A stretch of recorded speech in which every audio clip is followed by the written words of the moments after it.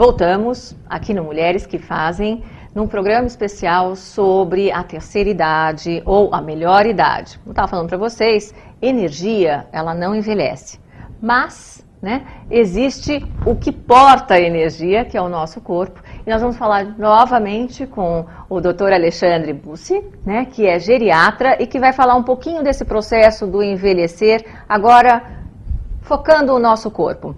Muito bem-vindo novamente, obrigada por estar aqui. Eu que agradeço o convite, é um prazer muito grande voltar aqui, conversar com você, conversar com esse público. Muito obrigada, Alexandre. Alexandre, me conta como é que é, assim, é uma coisa que não tem muito, o que fazer. Por mais que você possa pensar na prevenção, que já é uma coisa difícil de fazer no nosso país, mas o corpo envelhece mesmo, né? Isso, o importante é assim, a gente tentar minimizar todos os efeitos do envelhecimento, os efeitos deletérios. Então, envelhecer o melhor possível, cuidar bem do corpo, cuidar bem da mente. Então, existem várias coisas que a gente pode fazer e tem coisas que a gente pode evitar, os maus hábitos, hábitos deletérios, o sedentarismo, o tabagismo, o etilismo e tentar focar em manter uma vida com qualidade, isso que é importante, seguindo algumas coisas na alimentação, sendo ativo nas atividades físicas e sendo útil. A gente pode fazer, eu sei que é meio grosseiro, mas a gente pode fazer mesmo analogia com carro, não é? Por exemplo, um carro me veio na cabeça quando você estava dizendo, assim, porque para as pessoas parece que é aquelas coisas que ficam repetidas, olha, não fuma, não bebe, não faça isso e tal, mas existe, por exemplo, a sobrevida de um carro que mora numa praia é muito diferente de uma capital, não é?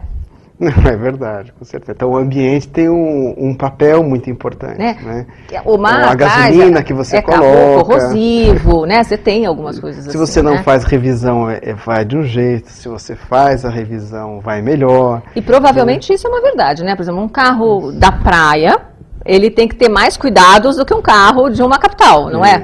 Acho que com o ser humano talvez seja não o contrário, Quem fica na praia dá a impressão que a qualidade de vida é melhor, vai lá na praia, faz atividade física, caminhada. É um fato, para o avanço, na idade, a praia realmente tem um... Sabe que às vezes eu fico fazendo essa analogia também com o mecânico, Será que o mecânico ele tem um papel semelhante em relação ao carro que o médico tem em relação aos pacientes? Porque é o que importa, É o que importa. Mas daí eu vejo uma diferença.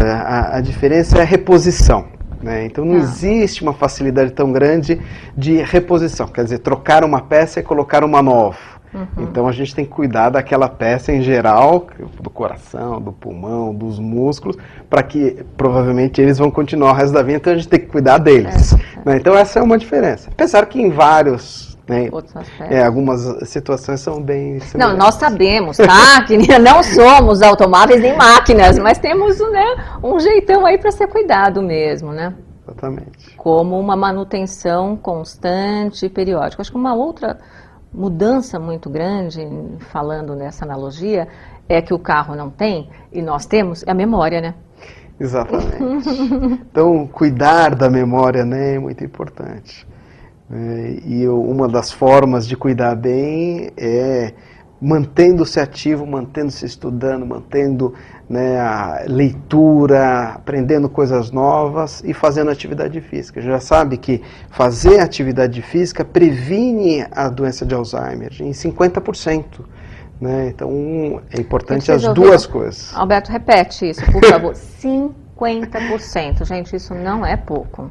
Isso. Diminui o risco de desenvolver doença de Alzheimer em 50%. As pessoas que mantêm-se ativas regularmente, fazendo exercícios regularmente. Isso já tem diversas pesquisas, assim, com mais de 30, 40 mil pessoas ao redor do mundo pesquisadas. Isso demonstrou que diminui a progressão para Alzheimer. Então, isso vale a pena. De estudos onde você tem um componente genético, como é que é? Fala um pouquinho desse estudo para a gente. Esses estudos, assim, principalmente no Canadá, nos Estados Unidos e na Europa. Então, são acompanhados pessoas ativas e pessoas sedentárias, E é observado que entre as sedentárias a progressão para a doença de Alzheimer é maior, 50% maior do que naqueles sedentários. Independente de ter um grupo controle sobre genética, sobre herança genética. Independente. Nesse caso não foi visto parte genética, nem parte de educação.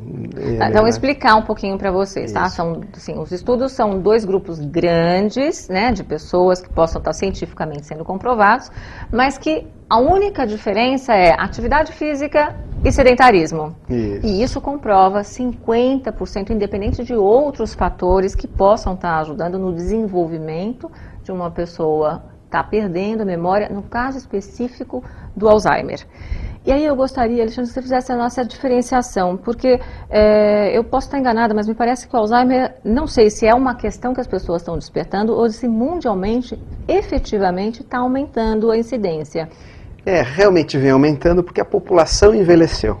Né, a população mundial envelheceu. E é uma doença que aumenta com o envelhecimento, aumenta a incidência. Antes não tinha tanto, porque as pessoas às vezes faleciam antes de vir as manifestações, mas provavelmente elas já tinham no cérebro o acometimento, as lesões que acabam levando às manifestações da doença de Alzheimer. Então realmente está aumentando e nos próximos 30, 40 anos vai continuar aumentando muito e assim vai ser realmente uma epidemia de Alzheimer por conta desse aumento. E por enquanto a gente não tem a cura, vamos dizer assim, da doença de Alzheimer. Né? Não tem nenhuma medicação ainda e não tem nenhuma dos próximos 10, 15 anos ainda. Então provavelmente, né, a gente vai ficar um bom tempo só fazendo um paliativo ou fazendo um tratamento não farmacológico e só um controle, que tem algumas medicações que controlam, diminuindo um pouco essa progressão, não deixando que ela se acelere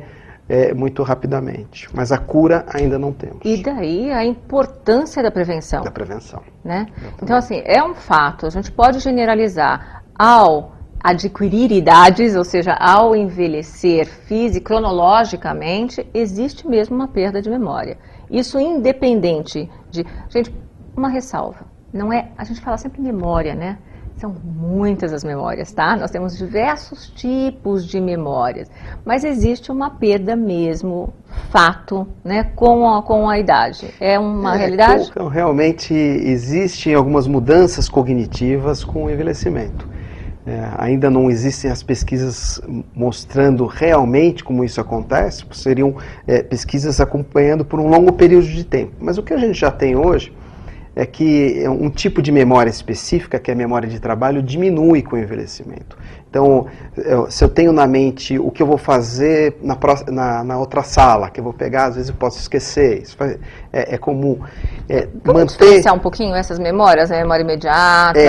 A memória de curto prazo. Tem uma que quando eu acabo de repetir, por exemplo, uma frase que foi falada, um número de telefone.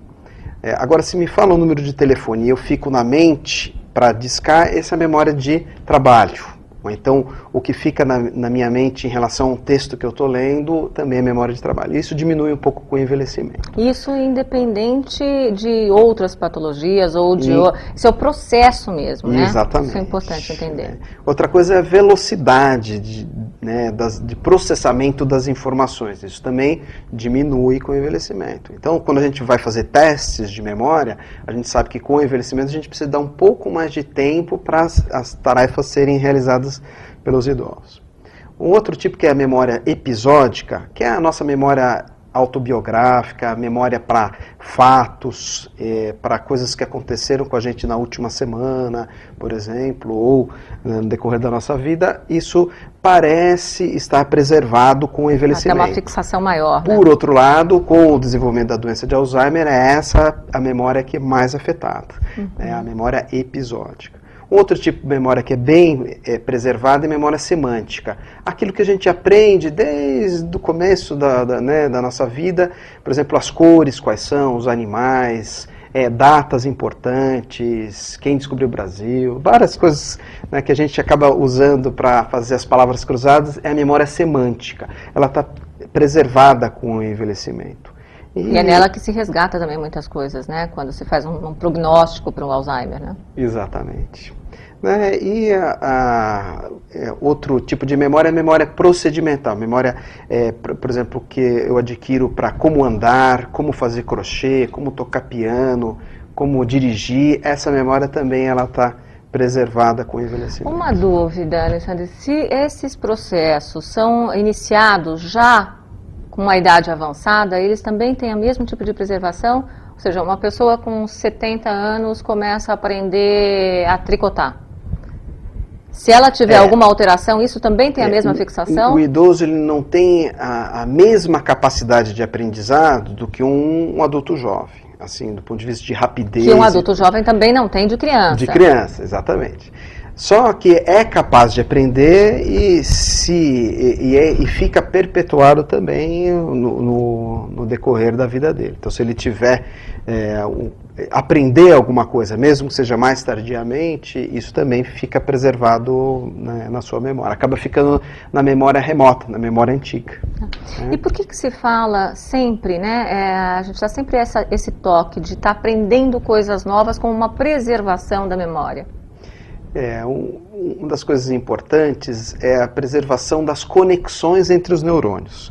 Essas conexões é que elas são estimuladas à medida que a gente aprende. Então a criança, quando está aprendendo na escola, ela aumenta essas conexões entre os neurônios. E ela forma uma proteção para o resto da vida. Se ela mantiver o resto da vida essas conexões entre os neurônios ativos, ela vai manter essas conexões, e quando tiver alguma perda de neurônios, existem outros caminhos para percorrer dentro do cérebro para manter uma informação ou para desempenhar alguma tarefa. Então, por isso que é importante. Isso é muito importante, até porque muitas pessoas ainda acreditam, né, que uma vez que tem a perda de neurônio, não há mais possibilidade de resgate. Depende do jeito, depende da forma, mas é um pensamento mais antigo. Hoje a gente sabe que os circuitos são facilmente estimulados por novos aprendizados. Então, pense muito nisso, porque isso faz muita diferença, muita diferença. E fiquem conosco, porque a gente vai estar falando daqui a pouquinho, depois daquele cafezinho que você vai tomar, nós vamos estar falando especificamente mais sobre Alzheimer, que é muito difícil um diagnóstico, e outras prevenções neste processo de envelhecer. Até já!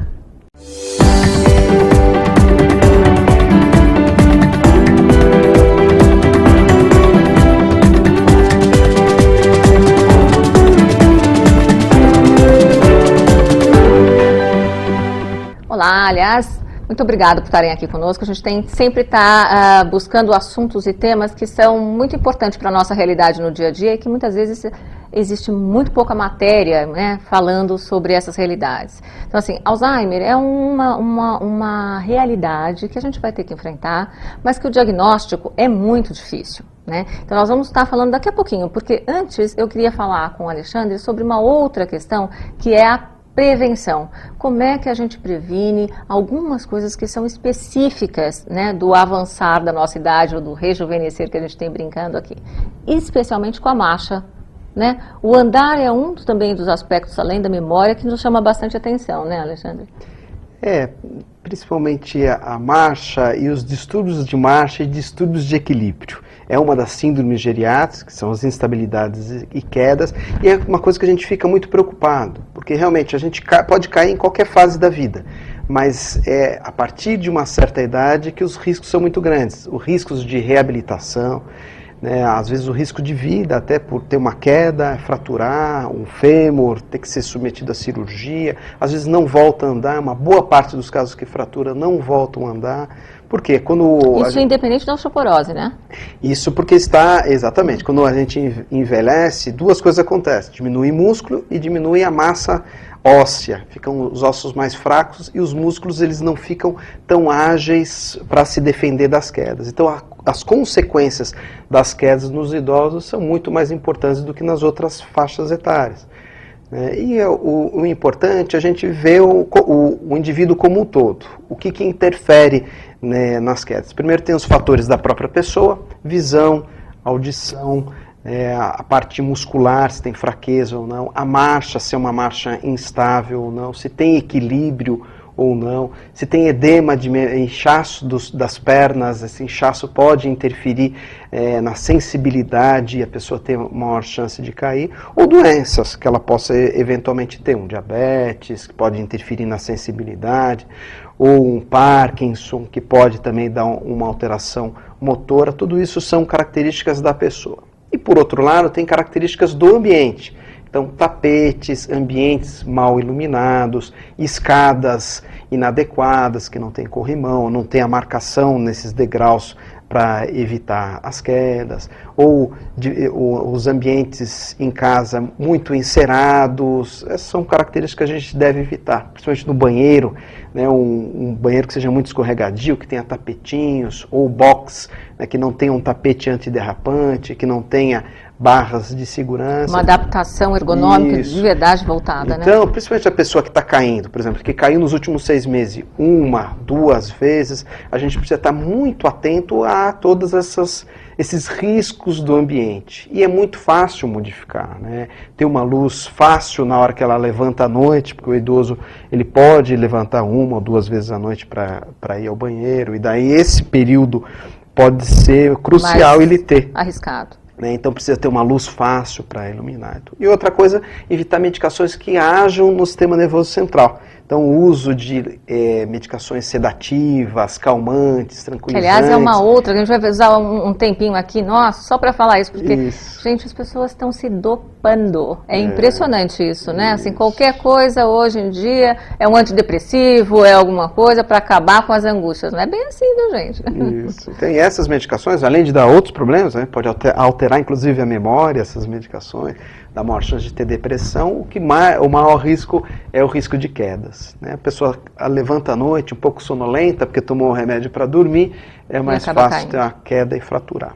Então a queda é bastante comum, em torno de 30% dos idosos caem pelo menos uma vez por ano, né? E em torno de 5% dessas quedas levam a alguma fratura, uma consequência mais grave. Mais severa, né? Isso. É importante entender, e está me fazendo aqui questionar, lembrar de algumas coisas para aproveitar a presença do Alexandre, porque, gente, é muito difícil. Quando a gente fala de processo de envelhecer, principalmente na nossa cultura, nós temos que lembrar essencialmente da prevenção. E quando você fala em prevenção, principalmente com as consequências aí que a gente traz de uma cultura mais individualista, que desconhece muito dos hábitos do coletivo, você prescinde da família, né? Então, o Alexandre estava falando e me veio 2 coisas muito fortes, Alexandre. Uma é assim, a prevenção, nos casos, principalmente na nossa cultura, ela realmente tem que levar muito em consideração os familiares ou as pessoas que estão à volta. E nem sempre isso é possível, né? Então, assim, me veio que a gente poderia estar pensando nos aspectos ergonômicos sempre, porque esses são mais fáceis, né? As dicas são mais simples e tal, mas não esquecer que uma boa avaliação e um bom elemento neste processo para bons diagnósticos, diagnóstico diferencial, é a família, não é? Isso, e você veja que, tomando o gancho da prevenção, uma forma de prevenir essas quedas é a atividade física também, ao longo da vida. Por quê? A atividade física melhora a massa óssea, então a pessoa pode ter menos osteoporose, né, e a massa muscular também. Então, exercícios que agem em força, exercícios que agem em equilíbrio, né, e flexibilidade, são exercícios que vão fazer que essa pessoa tenha uma prevenção de quedas. Então é relativamente, né, muito importante, aliás, principalmente naquelas pessoas que estão caindo, né. Agora, em relação à família, com certeza. Quando a gente estimulado pela família, né? Porque a gente tem uma cultura que não é muito habitual fazer, né, exercício. Em geral, quando a gente, né, trata de geriatria, e principalmente nos mais idosos, o papel da família é muito importante. Né? O bom relacionamento desses idosos com os familiares, o bom amparo familiar traz, eles já dizem isso como determinantes de um bom envelhecimento, de uma boa qualidade de vida.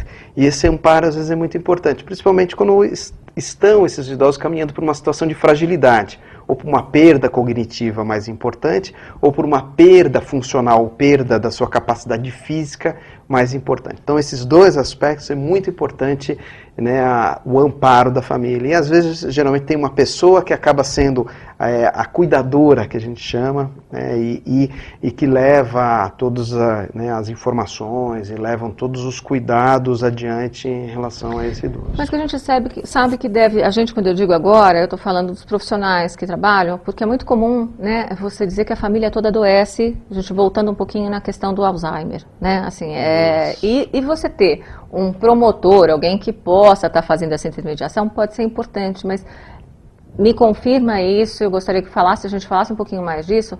A família toda adoece e é muito pesado, né? Porque nós estávamos falando com a Líria, né, com a psicóloga no bloco anterior, assim, existe um desgaste, um infantilizar muito grande na terceira idade. E especialmente quando tem essas questões de memória, né, parece que as pessoas que estão ao lado, né, a tolerância baixa muito mesmo, né? Uhum. A irritabilidade aumenta porque não é mais aquele pai, aquela mãe, aquele...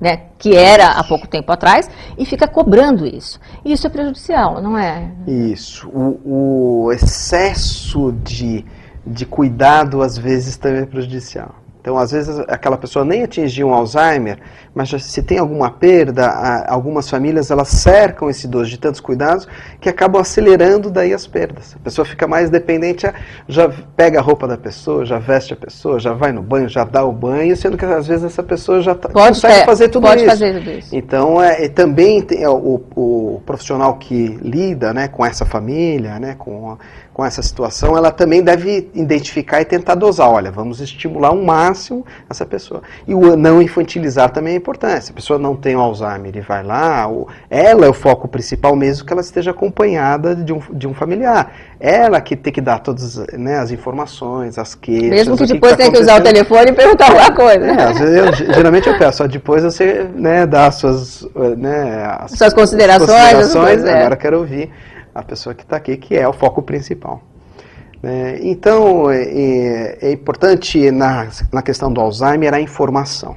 Então, quanto mais a gente tiver encontros, né, com essa família, com esse, né, portador, para dar informações do que pode fazer para minimizar, né, o impacto familiar, é muito importante. E tem uma fase que é muito estressante na doença de Alzheimer, que é uma fase já intermediária, uma fase que a gente chama de fase moderada, onde existem muitas alterações de comportamento. E, em geral, essas alterações de comportamento pode ser agitação, apatia, alteração de humor. Alterna a irritabilidade com a apatia, não troca o dia pela noite, por exemplo. E, geralmente, essas alterações de comportamento estão relacionadas a uma dificuldade de relacionamento do pessoa que tem Alzheimer com a pessoa que está cuidando mais diretamente. Uhum. Então, é intolerância, querendo que ela lembre de determinada coisa, ou então uma dificuldade no dia a dia, por exemplo, tomar banho, vai tomar banho, né, nesse momento. É isso que eu gostaria de dizer. Isso acaba provocando uma aceleração, né, da doença, não é? Isso. Porque essa irritabilidade... Às vezes a família esquece que aquela pessoa precisa de lazer, precisa de afeto, né, precisa ter coisas para fazer, se sentir útil, então tem que ser estimulada. Né, e que às vezes mesmo a pessoa não lembrando que ali está sua filha ou está seu filho, que ela tenha uma lembrança do afeto. Né? A memória emocional ela não depende muito do hipocampo, que é aquela região que é primeiramente afetada na doença de Alzheimer. Então isso a família precisa entender. Outra coisa que a família precisa entender é que qual é a velocidade da progressão. Porque às vezes existe o diagnóstico e a pessoa já imagina, né, já uma catástrofe ali na frente. Uma catástrofe nos próximos meses, e isso não é verdade. Isso é uma doença de longa progressão. Então, o que pode ser feito mesmo é realmente trabalhar nesse prognóstico, né? Pode-se aumentar, porque assim, é uma doença degenerativa, como o Alexandre estava colocando, não existe a cura, mas dá para minimizar muitos efeitos e a gente pode dizer que manter, né, num platô. Tem muitas de memória que são assim, né? E esse diferencial é muito grande, porque ela vai sempre perder mesmo que você tome alguns cuidados. Esse acho que é o grande diferencial do Alzheimer para outras perdas de memória. Né, todas as demências têm esse caráter progressivo. A doença de Alzheimer ela tem a característica de começar por alterações de memória. Memória, depois linguagem, depois vai tendo outras alterações executivas, planejamento, pensamento abstrato, outras...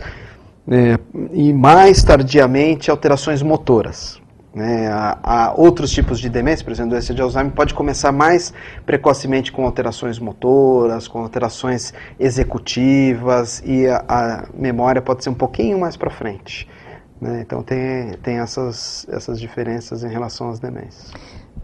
Nós estamos terminando. Infelizmente. Queria que você fizesse um pouco as suas considerações, mas eu quero contar para vocês que sobre esse tema que nós estamos conversando aqui, sobre a interferência, né, ou a possibilidade de como lidar e melhorar esses prognósticos com relação à família, logo, logo, né, Alexandre, vai sair um livrinho aí do Alexandre no forno, pro ano que vem? Isso, pro ano que vem. Fala um pouquinho do seu livro, né? O livro organizado pela Gislene Gil e por mim. A Gislene Gil é uma neuropsicóloga, né, e como eu, a gente estuda bastante memória. Então o livro chama-se Ensinar a Lembrar. Então o foco é justamente nas pessoas que convivem com pacientes com problemas de memória. E é justamente isso, ensina a como estimular essa pessoa com problema de memória, ensina como lidar com essas alterações de comportamento, dá um guia, na verdade, com uma série de coisas práticas sobre como lidar com determinadas queixas específicas de memória, como aquela queixa pode ser melhorada. E fala um pouquinho sobre a doença de Alzheimer, sobre o que fazer quando tem alteração de memória. Então acho que vai ser um livro bastante interessante. E que pode ajudar muito você aí, que assim, a gente sabe que é muito desgastante também cuidar de pessoas doentes. Então, quanto mais a gente comprometer todos que estão à volta e diminuir um pouco o impacto sobre uma pessoa, melhor, não é? Com certeza. Muito obrigada, Alexandre. Queria que você pudesse estar aqui conosco falando. Bom, o Alexandre vai estar em outros momentos conosco, mas gostaria que você fizesse as suas considerações agora finais. Bom, muito obrigado, né? É um prazer estar aqui com vocês, falando sobre o envelhecimento. O envelhecimento pode ser muito bom, né? A gente só tem que ter alguns cuidados no decorrer da vida e algumas coisas específicas quando a gente já está aí com os seus 60 anos ou mais, né? Alguns cuidados e daí dá para ter uma vida muito boa, e é isso que importa, viver bastante e viver bem. Viu? É simples, é só uma questão de consciência, na verdade, e a gente consegue ter muitos assessores, muitas pessoas, assim como o Alexandre e como esse livro, que a gente pode, com pequenas mudanças, fazer uma grande diferença. Obrigada por vocês estarem aqui conosco e até a semana que vem.